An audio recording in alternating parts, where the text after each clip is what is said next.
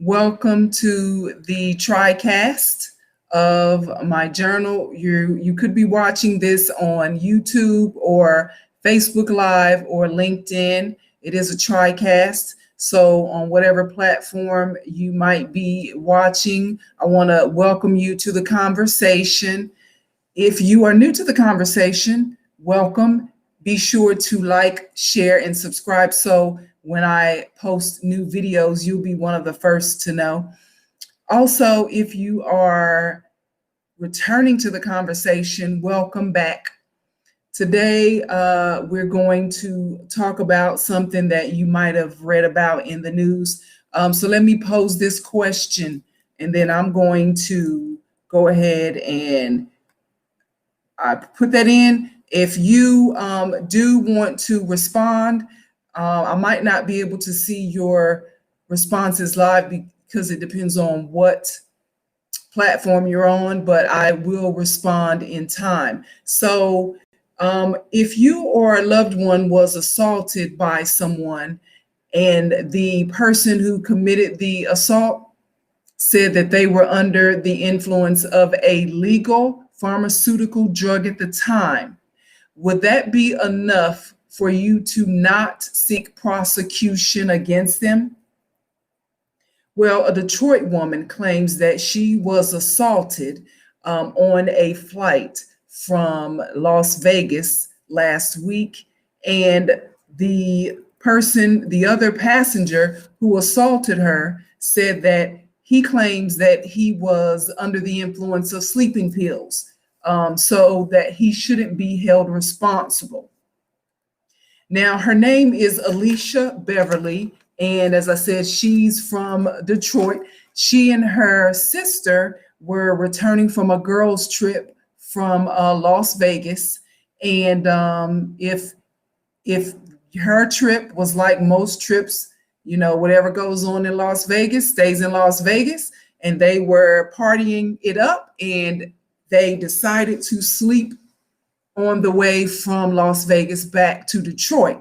Well, Miss Beverly, Alicia, says that while she was asleep, she felt something warm coming over her, something strangely warm coming over her. And that's when she woke up and found a man, another passenger, standing over her, peeing on her.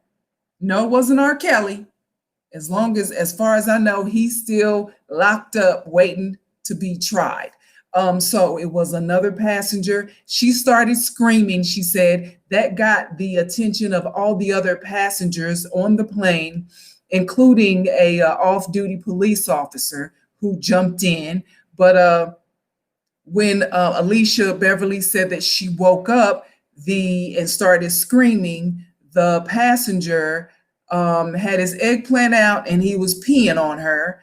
And by the time she finished screaming, he put his eggplant back in his pants, zipped it up, and left her wet with pee and a puddle of urine in the seat next to her.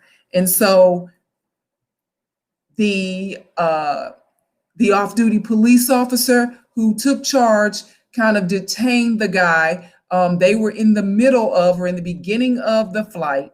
And essentially, the police officer held on to the guy for the rest of the flight. Meanwhile, Alicia Beverly of Detroit had to fly the rest of that flight in pee-soaked urine, pee-soaked clothes. She had to keep her clothes on because she apparently had checked her bag and did not have a change of clothes.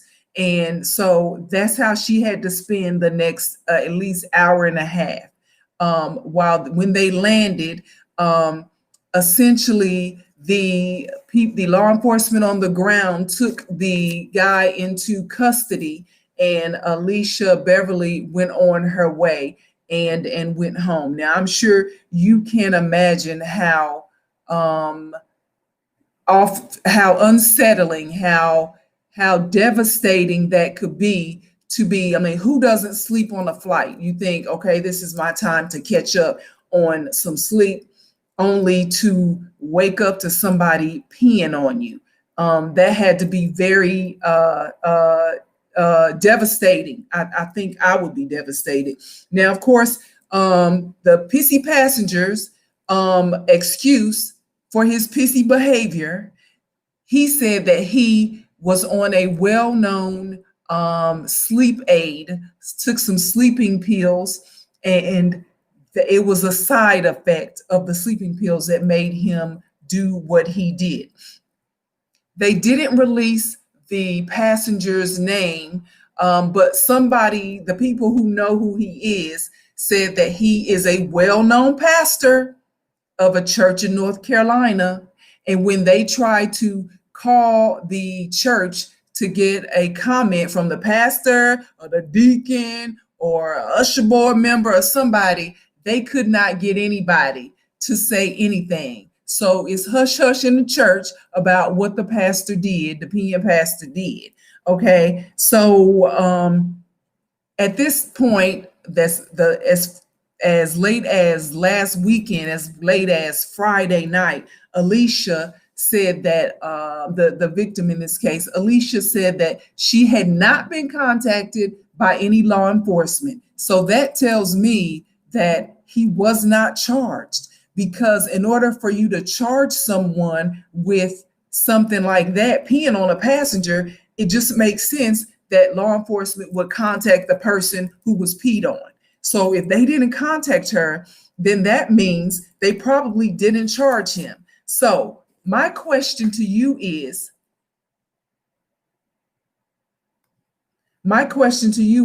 if you or a loved one was assaulted by someone who peed on you on a flight, and they claimed, oh, they were just under the influence of a legal substance, which was sleeping pills, would you still want them to be prosecuted?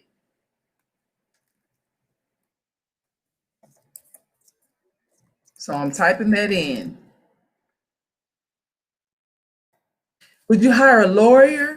Would you, follow up? So at this point, Alicia says she hasn't heard from the airline. They haven't offered her a cleaning voucher. They haven't offered her an apology. The pastor has not apologized. Law enforcement has not contacted her about prosecuting this person. And so I think, I just want to know how you feel, but it would leave me saying, why me, God? Why me? What's the lesson in this? I try to get if something happens to me that I don't quite understand, I find myself asking God, what is the lesson I'm supposed to learn here? And certainly, there's something that needs to be done to bring closure to this. And as a matter of fact, again, do you think she should want to file charges? Do you think law enforcement should charge this guy? Is there some type of justice, if not criminal charges against the peeing pastor? Is there some type of justice that should come to Alicia Beverly, the person who got peed on? Because at this point, she's not gotten an apology. She hasn't gotten any calls saying that the guy's going to be charged with urinating, public urination, or in this time of COVID and germs and toxins, urine is your body expelling toxins, expelling something that it didn't need any longer. So surely there is some type of assault charge that could be brought. He said sleeping pills made him do it. Now, I'm not an attorney, not a doctor, but in preparation for this conversation, I looked up some information. I found that there are 2.3 million people in prison right now, and out of those people, about 100,000 people who use I was under the influence defense, they lost. They're locked up right now. And so some of those people who are in prison right now and who use I was under the influence defense were under the influence, they claimed, of a legal substance that they got from a prescription, or they got in an over-the-counter drug. that was legal for them to purchase. So some of the legal prescriptions or over-the-counter drugs that people could get are that, and they're now in prison. That includes barbiturates. It includes hallucinogens. It includes stimulants. And some of the sleeping aids that people use today, they have barbiturates in them. People think that sleep aids are harmless, but you would be wrong if you're one of those people. Remember, Michael Jackson died of essentially an overdose of a sleep medication that was dispensed to him. He was supposed to be under the care of a doctor while he was asleep, and he still died. So if it doesn't kill you, some of these sleep aids that people are using, they can make you addicted. And half of the people in America are, I read, half of the people in America are, they claim that they have trouble sleeping, that they have trouble going to sleep and or staying asleep, and for various reasons. And so some of those people are taking sleep aids. Okay, so sleep aids are considered to be a sedative hypnotic. So if you think of a sedative hypnotic, just common sense, common deductive reasoning would say a hypnotic is something that hypnotizes you, that makes you in a trance-like state. And so unless you are following the directions of the prescribing doctor and or the label on the hypnotic that you're taking, then you probably are going to be doing something that you shouldn't be doing in a trance-like state. So taking prescriptions, a lot of people take those in under various names. There are a lot of names for these sleep aids, and I won't name them because I'm not sure what the PM pastor was on, and I don't want to disparage any of the other sleep aids that might not be as harmful or might not have been the one that he was on. But speaking of the side effects, let's look at the side effects. So some of these sleep aids make you dizzy and they cause you to be imbalanced, which might lead people to think that you're drunk. Okay. Some of them cause gas, constipation, and diarrhea, which is why there was another instance a couple of months ago where a passenger was boarding a flight, standing on the jet bridge with other passengers, and he couldn't hold it and had a diuretic. He had diarrhea on the jet bridge in front of everybody. So I understand, if he was taking some of these strong sleeping pills. Now, that's not to say that I understand that, that's no excuse for taking a dump in front of everybody in a public place, but you know what I mean.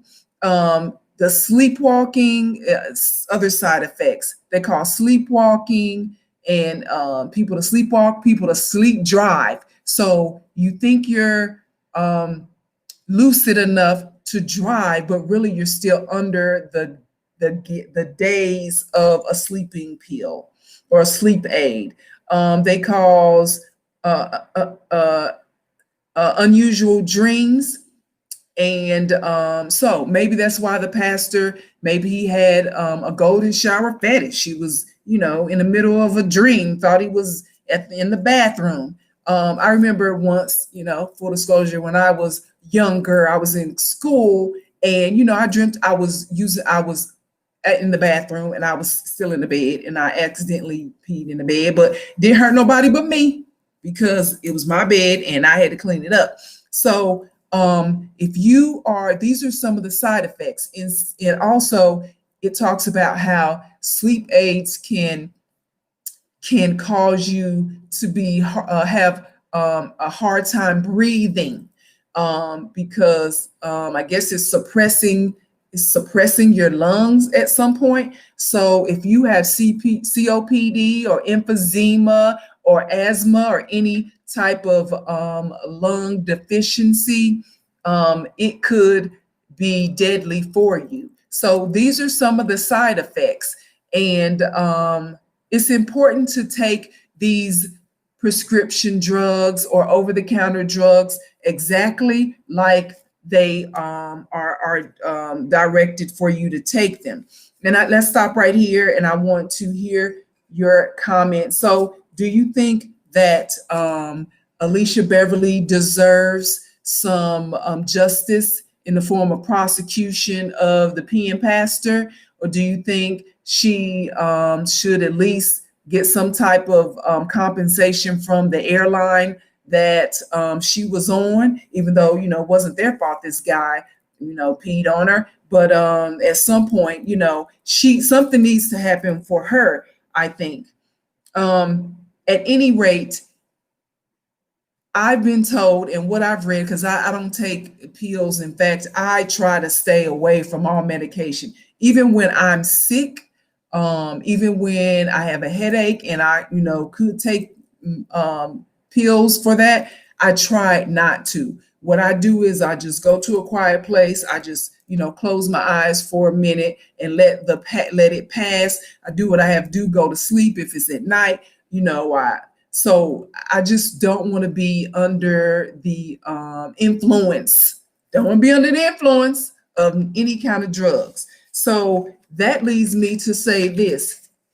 The pastor obviously didn't follow the directions on whatever sleep aid he was under the influence of, because all of them tell you, take this when you're about to go to bed. Okay. So if you don't do that, then you are liable for what you do, even though you might not know that you're doing it at the time. You didn't follow the directions.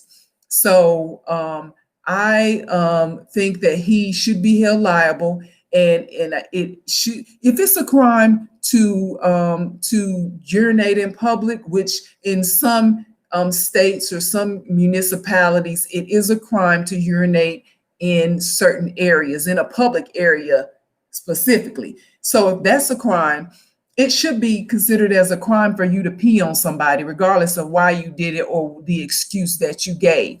Now, I do remember reading that it said that Alicia Beverly, the lady, she was the victim who got peed on. She was on the back row of the flight, the last row, next to the bathroom probably. And so maybe, just maybe, the peeing pastor thought he was in the bathroom. If he's in a daze and he got to the last row and he was, sleepwalking, sleep peeing and all of that, maybe he thought he was, actually in the bathroom. But that still does not, what does that do for me? If I'm the person you peed on, I'm still aggrieved. So at any rate, I think that the pastor should be held liable and be charged with something, even if it's a third-degree misdemeanor or something, just to let him know that he should be held accountable, that he has to be more cognizant of and be more responsible when he's taking medication. In fact, now Alicia Beverly, since she's made it back home, she says she can't sleep. She keep waking up, every little move or every little sensation or every little something that don't feel right, she's jumping up, so she can't sleep. That might drive her to sleep aid. So I don't know what I would do if that happened to me, but I do know this: that is a form of public humiliation for her to have to go through this, and for nobody to have cared enough to contact her by now and say, hey, we are sorry this happened to you. We are working on however they're going to handle it. If I were her, I would be getting me an attorney, because in our society, in the American society, Black women are not valued as much as we should be. So here's what I believe. I don't know it for sure, but here's what I believe. If this was a white person that had gotten peed on a flight, we would be hearing more about it. And the person who peed on her, pastor or nobody, or whoever he would have been, would be charged with a crime. That's what I think. So if I were in Alicia Beverly's shoes, I would be looking for me an attorney to help get some compensation or some type of accountability for what happened. Essentially, what we are doing is when we start taking all these pharmaceutical drugs, in fact, you can't even watch a program, a TV program these days, without one of the sponsors of the program being a pharmaceutical company pushing some type of drug for something that is so easy to fix with natural things. I remember I am getting an implant, a tooth implanted, and they have to essentially drill the screw in your gums, and so they can later on screw the implant on. And so I've got that part done, and now I'm waiting for the final process. But essentially, when I went to the doctor, the people at the dentist office said, here's a prescription. We want you to go as soon as you leave here. And I said, okay, what is this for? Well, it's going to be for pain because you're going to be in a lot of pain. So I said, okay. But what I did was I got to reading the prescription and what was in the pain medication. And essentially, I decided that I was not going to get the prescription filled unless I absolutely felt like the pain was so severe that I could not handle it. And so, which is what I do all the time when I go to a doctor and they prescribe something. I say to myself, unless I am totally unable to withstand the pain that they claim I'm going to go through, then I'm not going to get this prescription. And I did not get the prescription. What I did was I went home and got some hydrogen peroxide, put it in my mouth to help, kill the germs and the bacteria and all that they claimed was going to set up in there. And I used some mouthwash that had essential oils in it. And so that, and yeah, it was painful. And yeah, my mouth was swollen for about 2 days. And I didn't want to talk and all of that. I just went to the house and sat down and did some work. But I just was adamant that I was not going to take medication, pharmaceutical drugs, if I did not have to. Because here's the thing, these owners of these pharmaceutical companies, they don't care about you and the side effects. Sure, they are legally obligated to tell you about the side effects, but if you want to go ahead and use them, or if you misuse the drug, they're going to come back and say, well, you didn't use it right. And so you and whoever you hurt in the process are basically going to be collateral damage on the way to that pharmaceutical company getting billions of dollars, because you felt like you just needed help getting to sleep, and you took some drugs that now make you crap doo-doo on yourself in front of people, that make you pee on people, that make you sleepwalk and sleep drive and look drunk when you're really not. And so I just think it is in our best interest, it is in your best interest to be alert at all times, to be cognitively aware at all times. And so the best way to do that is to be as natural as possible. Sure, you're going to be in pain sometimes, but that's life. You just deal with it. Now, of course, if it's something that you can't deal with, you've been in a tragic accident or operation or any of those things, and you have to take medication, that is understandable. We understand that. But for something as simple as, oh, I just can't go to sleep as long as I want to, maybe, if you look at your diet or if you look at your exercise habits, you might realize that you are, doing something that's keeping you from getting that sleep that you need, something simple and essential that you can take care of without the use of being under the influence of a pharmaceutical or over-the-counter sleeping aid. And so, family, let's be alert. Let's be cognitively aware. Let's be engaged in the process of life. Let's not try to sleepwalk our way through life, um, looking for another alternative experience. That's my advice to you. Because in the end, it seems like people who over medicate end up